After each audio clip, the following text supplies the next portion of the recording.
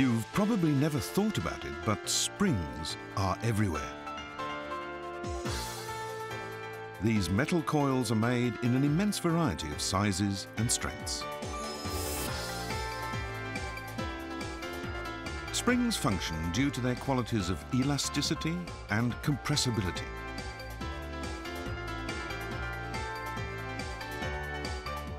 Normally, when a spring is compressed and then released, it should return to its original length with the distance between each coil staying exactly the same. Japanese manufacturers are renowned for the precision of their high-performance springs.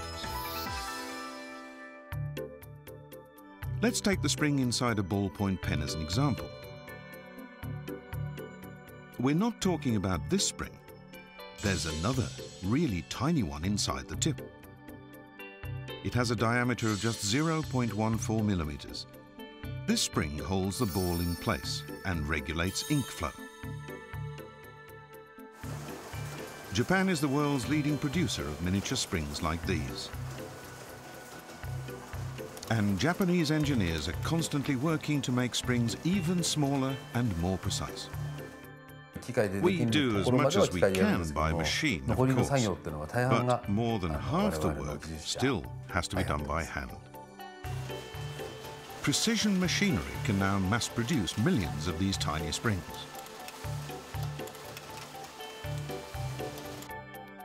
A new world record for miniaturization, this 0.07 millimeter spring is narrower than a human hair.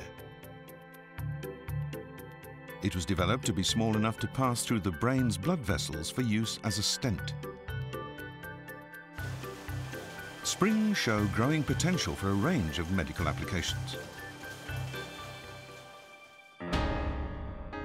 At the other end of the size spectrum is a huge set of springs at the top of the 634-meter tall Tokyo sky tree. These are 1.2 meters long and weigh 800 kilograms each. They're attached to a counterweight in the top of the tower's antenna. Even slight breezes cause an antenna to sway, and if it moves too far off center, the structure might fail. The spring and counterweight mechanism in the Tokyo sky tree works to cancel any swaying and brings the antenna back into balance. Even the magnitude 9 earthquake of 2011 didn't cause any damage.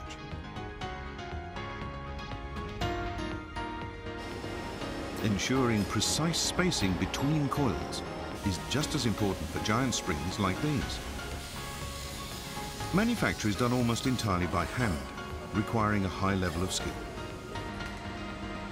Special care is needed when heating the metal to 900 degrees Celsius before shaping it. If any section becomes overheated, the spring will distort and the spaces between coils will become uneven. It takes an experienced eye to gauge the temperature and decide when to rotate the rod to maintain an even heat. This is not like mass production. We approach each spring individually because it's just not possible to lay down a set of rules for every case. We have to trust our senses and experience to get the precision we need. With no machines or temperature gauges, they're still able to make springs with micron levels of accuracy. Of course, machines are able to generate the kind of power that our hands can't. But it's the worker's experience and skill that determines how the job is done. In the end, everything depends on human intelligence.